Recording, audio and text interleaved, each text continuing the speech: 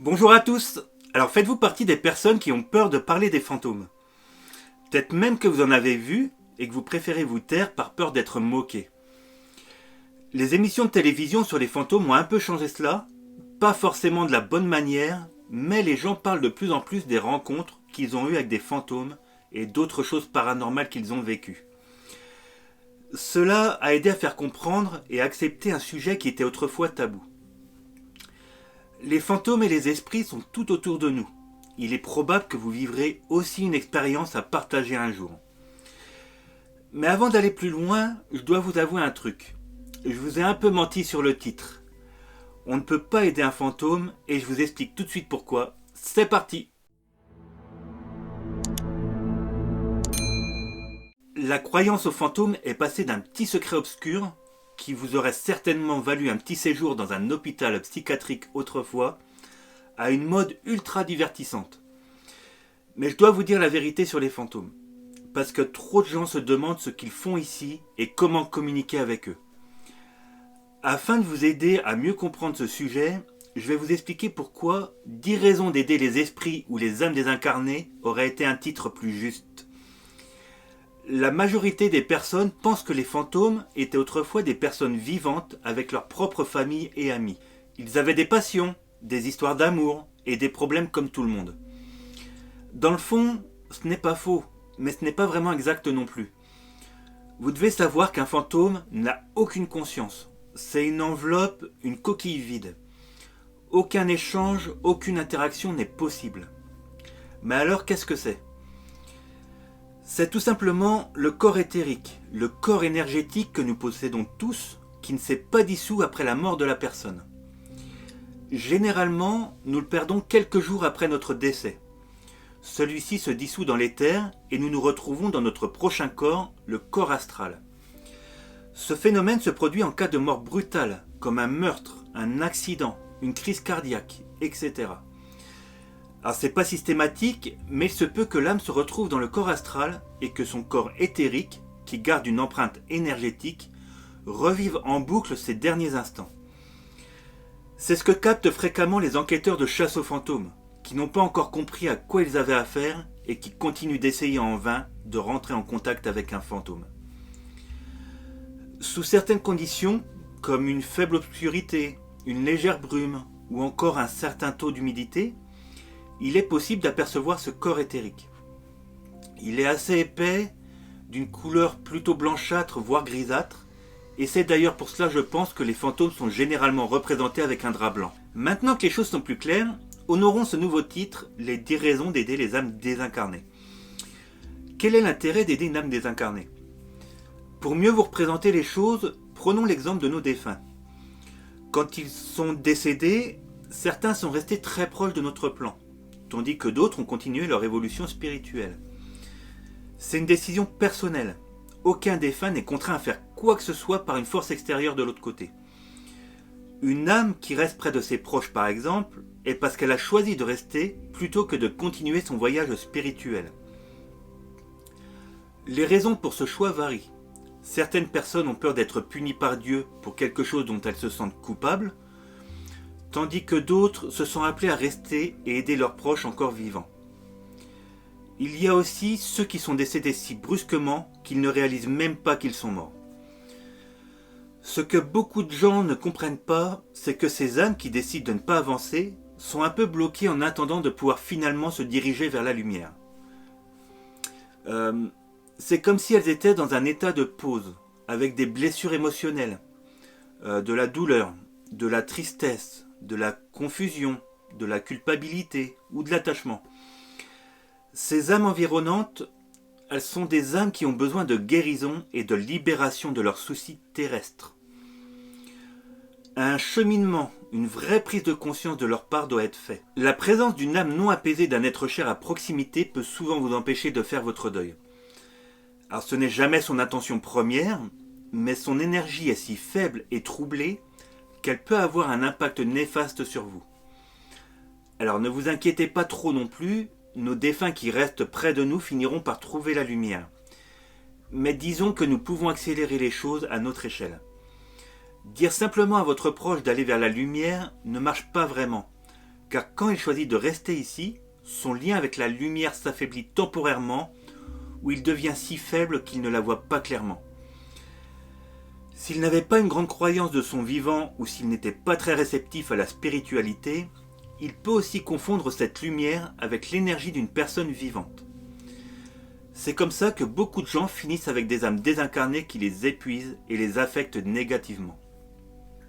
Pour cette raison, il est préférable de faire appel à une personne expérimentée pour aider à guérir et à élever une âme. Vous pourriez très bien le faire seul, mais si cela concerne l'un de vos défunts, vous êtes émotionnellement attaché à lui, ce qui peut compliquer les choses. Pour le constater régulièrement, à chaque fois que Cindy ou moi faisons passer un défunt à la lumière, son proche pleure en pensant qu'il le trahit ou qu'il s'en éloigne. C'est une idée fausse. Si vous aimez vraiment votre proche, la meilleure chose que vous puissiez faire pour lui est de le guider vers la lumière. Une fois qu'il a traversé, il perd ses corps subtils inférieurs, élevant ainsi ses vibrations et se débarrassant de tous ses attachements, émotions et pensées négatives. En effet, la lumière va tout changer pour votre proche. Une fois passé, il se trouve dans son premier corps spirituel, son corps karmique, et il est sur le plan causal. Ici, tout est plus léger, plus subtil. Il peut se déplacer librement et retrouver tous les liens avec ses proches qu'il a aimés. Son énergie est plus élevée et ses blessures émotionnelles sont guéries. Vous le reconnaîtrez toujours par sa personnalité, mais plus avec les mêmes émotions et pensées qu'il avait lors de sa dernière vie terrestre. Il a maintenant une compréhension et une vision plus haute et plus juste des choses. C'est donc pour ça que vous ne devez pas retenir un proche qui vient de mourir et que vous devez l'accompagner dans son cheminement d'évolution. Un cas assez fréquent que nous rencontrons aussi, c'est certains défunts qui essaient de convaincre la personne vivante qu'il ne veut pas partir. Il peut prétendre être heureux et vouloir rester près de vous. En réalité, il est heureux de rester car vous êtes devenu sa source d'énergie. Sans vraiment en être conscient, en restant autour de vous, il draine certainement votre énergie. Donc vraiment, je maintiens sans hésitation que nos plus belles expériences spirituelles se sont produites après avoir aidé une âme à passer. N'oubliez pas qu'un esprit peut rendre visite à n'importe qui, n'importe où. Il n'a plus les contraintes que nous avons actuellement. Il n'est plus confiné à un seul endroit, ni retenu par des problèmes non résolus. Alors si vous n'êtes pas encore totalement convaincu, je vais vous donner 10 raisons d'aider une âme désincarnée à traverser. Ce sont celles que j'ai rassemblées après quelques années de passeur d'âme, et si je compte bien, ça doit faire certainement des centaines de passages à la lumière. La plupart d'entre nous accueillons toute forme de contact que nous recevons de nos proches de l'autre côté. Et c'est tout à fait normal. Nous les aimons et nous attendons un signe de leur part. Mais qu'en est-il des occupants invisibles de votre maison qui déplacent des objets, qui gâchent vos appareils électroménagers et provoquent des troubles dans votre famille? Êtes-vous obligé de les aider? Moi, je crois sincèrement que nous le sommes. Si une âme désincarnée est auprès de vous dans votre vie, il y a certainement une raison à cela, que ce soit un proche, que vous l'ayez rencontré lors d'une enquête paranormale, que vous l'ayez attiré lors d'une séance de spiritisme, ou que vous l'avez ramené chez vous inconsciemment à cause de votre énergie. Peu importe la raison pour laquelle elle se trouve à vos côtés, ce dont elle a réellement besoin, c'est de l'aide pour avancer. Ce n'est pas parce que sa façon de se manifester à vous vous effraie que ça la rend obligatoirement méchante. Elle communique juste avec les moyens qu'elle a à disposition dans un plan où elle ne se trouve plus. Donc voici les 10 raisons que j'ai retenues. La première, certaines âmes ne peuvent tout simplement pas faire elles-mêmes la transition vers la lumière, et elles ont besoin d'aide. Elles sont restées très proches du plan physique après leur décès. Elles ont du mal à faire la transition vers la lumière par elles-mêmes en raison de diverses raisons, telles que des attachements émotionnels, des peurs, des regrets, ou tout simplement parce qu'elles ne comprennent pas qu'elles sont décédées.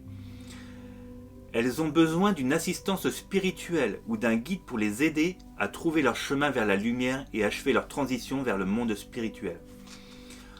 En 2, avoir une âme chez soi peut provoquer des maladies et une perte d'énergie. Sa présence non apaisée dans un lieu peut avoir des effets néfastes sur les habitants de cet endroit.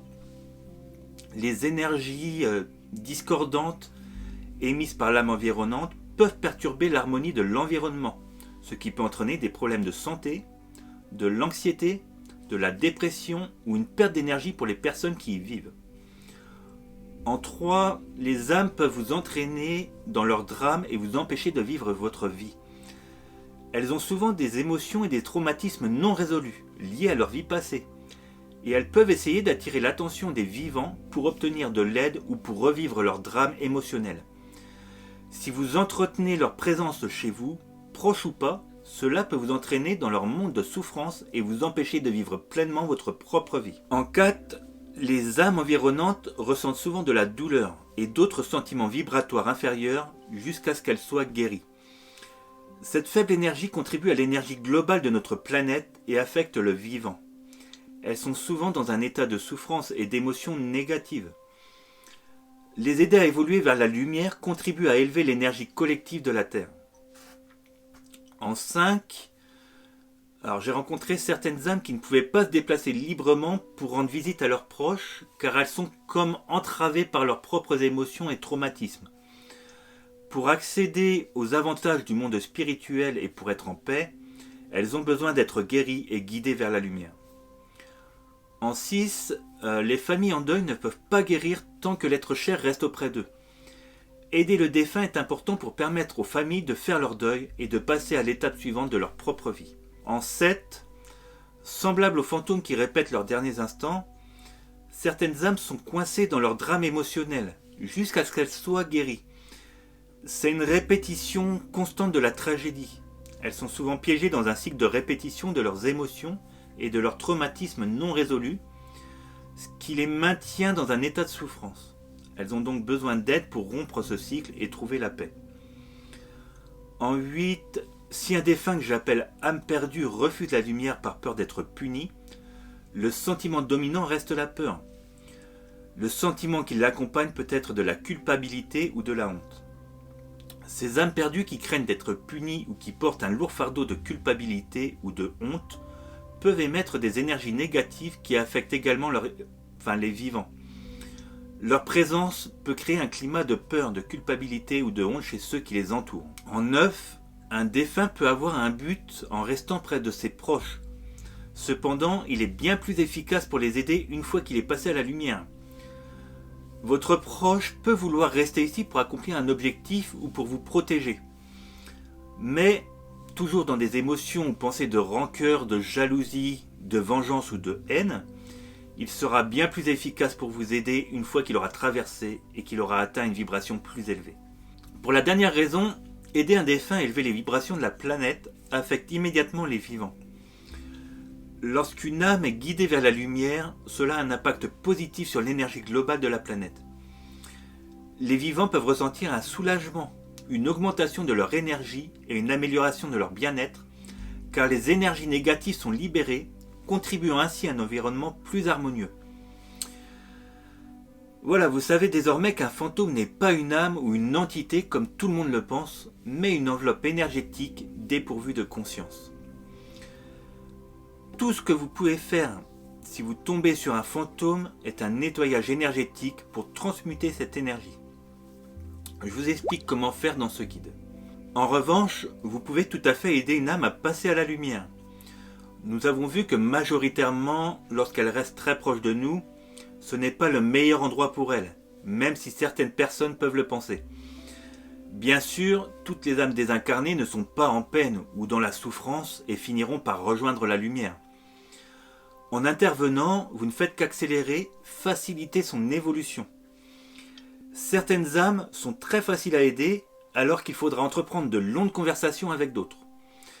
Sachez également que vous ne pouvez pas forcer une âme à traverser. Elle garde toujours son libre arbitre. C'est à elle que revient la décision finale. Il se peut également que dans certains cas, l'énergie, le gardien du plan comme je l'appelle, refuse votre démarche, car l'âme n'a pas fini d'accomplir son cheminement. Ce n'est pas le bon moment pour elle. Alors ne le prenez pas comme un échec, dites-vous que vous avez tout de même aidé cette âme en l'élevant en vibration. Ça va faciliter les dernières choses qu'il lui reste à accomplir. Enfin, si vous souhaitez aider votre défunt à passer à la lumière, mais que vous ne savez pas du tout comment vous y prendre, Pareil, j'ai fait ce guide qui est parfait pour comprendre comment faire. Voilà, j'espère qu'à travers ces quelques lignes, j'ai pu vous aider à comprendre les raisons et l'intérêt d'aider les âmes à rejoindre la lumière. Vous n'en savez rien, mais peut-être que vous aurez besoin de ce coup de pouce quand votre tour sera venu. Alors ne nous privons pas de donner de l'amour et de bonnes énergies pour nos proches et tous ceux qui en ont besoin de l'autre côté. Comme d'habitude, on continue cette discussion dans les commentaires.